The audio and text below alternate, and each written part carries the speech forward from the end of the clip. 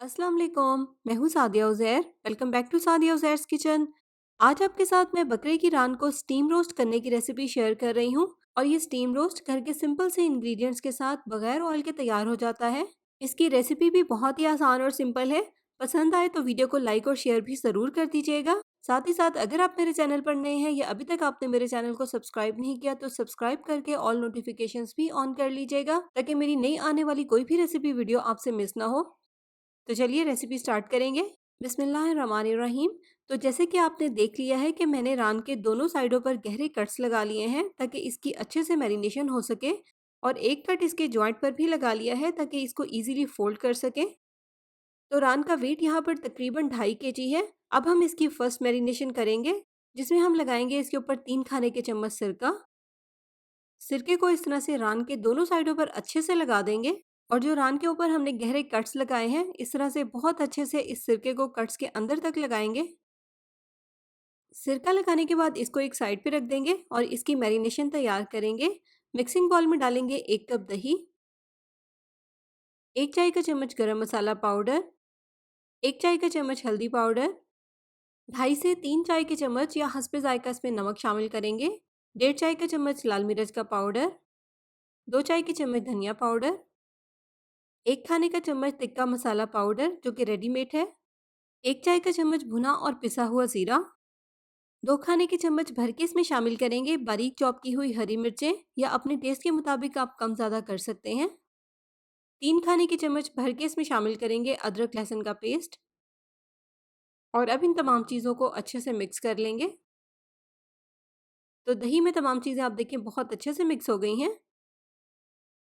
अब इसमें से आधी मैरिनेशन को रान के एक साइड पर लगाएंगे जिस पर हमने सिरका लगा कर रखा था। रान को बिल्कुल भी धोना नहीं है, सिरके के साथ ही इस मैरिनेशन को रान के ऊपर लगाएंगे।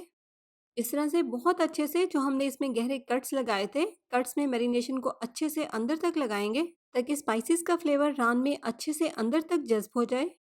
और बाकी बची हुई आधी मैरिनेशन को रान के दूसरी साइड पर लगाएंगे और सेम उसी तरह से बहुत अच्छे से इसको रान के ऊपर अप्लाई करेंगे। मैरिनेशन लगाने के बाद अब इसको हम इस तरह से प्लास्टिक रैप से अच्छे से कवर कर देंगे और 6 घंटे के लिए या इसको ओवरनाइट के लिए फ्रिज में रख देंगे ताकि स्पाइसेस का फ्लेवर अच्छे से रान में जज्ब हो जाए। यहाँ पर मैंने इसको ओवरनाइट के लिए फ्रिज में रख दिया था।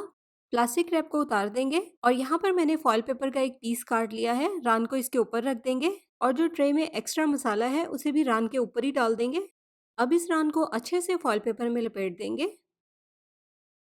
यहाँ पर मैंने फॉइल पेपर को डबल कर दिया है ताकि रान अच्छे से सिक्योर हो जाए और कहीं से भी इसके एक्स्ट्रा जूसेस बाहर ना निकले। तो अच्छे से फॉइल पेपर में लपेट लेने के बाद अब इसकी ऊपर वाली साइड पर नाइफ की मदद से 2 या 3 कट्स लगाएंगे ताकि जो इसमें एक्स्ट्रा स्टीम बने वो बाहर निकल सके। अब इसको हम रख देंगे स्टीमर में। तो मेरे पास यहाँ पर इतने बड़े साइज का स्टीमर नहीं है।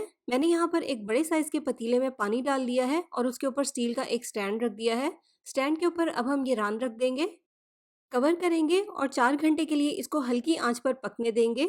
शुरू के 10 से 15 मिनट के लिए फ्लेम को मीडियम हाई या हाई रखेंगे ताकि इसमें बॉयल आ जाए, और उसके बाद फ्लेम को लो कर देंगे और इसको 4 घंटे के लिए हल्की आंच पर पकने देंगे। तो 4 घंटे तक यहाँ पर मैंने रान को हल्की आंच पर पकाया है और गोश्त बहुत अच्छे से गल गया है।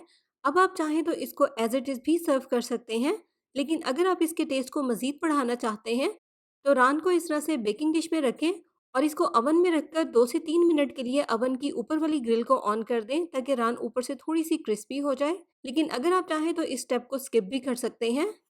और इसी के साथ-साथ इसकी यखनी या शोरबे को पकाकर भी आप थोड़ा-सा थिक कर सकते हैं। इसको डाल लेंगे इस तरह से एक कुकिंग पैन में और इसको थोड़ी देर के लिए चूल्हे पर पका लेंगे ताकि ये थोड़ी-सी थिक हो जाए। यहाँ पर आपको एक बात का ख़्याल रखना है कि अगर आपको ग्रेवी को पकाकर इस तरह से थोड़ा-सा थिक करना है, तो रान में नमक आप थोड़ा-सा कम ऐड करेंगे, वरना इस पॉइंट पर नमक बहुत तेज़ हो जाएगा। पकने के बाद ये इस तरह से बिल्कुल सॉस की तरह हो जाएगी, जिसको हम रान के साथ सर्व करेंगे। तो अवन की ऊपर वाली ग्रिल को ऑन करके मैंने 2 से 3 मिनट के लिए रान को बेक कर लिया है और रान ऊपर से थोड़ी-सी क्रिस्पी भी हो गई है। ये स्टेप टोटली ऑप्शनल है, लेकिन इससे रान का टेस्ट और फ्लेवर मज़ीद बढ़ जाता है। अगर आपके पास अवन हो तो आप इस स्टेप को बिल्कुल भी स्किप मत कीजिएगा। यहाँ पर हमने सॉस या यखनी को भी अच्छे से थिक कर लिया है और ये जो इसके ऊपर ऑयल है ये गोश्त का अपना ऑयल है। अब इसको हम डाल देंगे रान के ऊपर, या आप अलग से एक बाउल में भी सर्व कर सकते हैं। सर्व करने के लिए यहाँ पर मैंने रान को एक फॉइल पेपर में निकाल लिया था। आप देखें गोश्त कितना सॉफ्ट है और हाथ लगाने से ही टूट रहा है। अगर रान का वेट 1.5 से 2 केजी हो तो फिर आप इसको 3 या 3.5 घंटे के लिए स्टीम करें। 1.5 या 2 केजी की रान 3 या 3.5 घंटे में इजीली तैयार हो जाएगी। तो रेसिपी पसंद आई हो वीडियो को लाइक शेयर ज़रूर कर दीजिएगा। चैनल पर नए हैं सब्सक्राइब ज़रूर कर लीजिएगा और मेरे कहने पर आपने इस रेसिपी को एक बार ज़रूर ट्राई करना है। आई होप आपको बहुत पसंद आएगी। अपना बहुत सा ख्याल रखिएगा, दुआओं में याद रखिएगा। Thank you for watching. अल्लाह हाफिज़।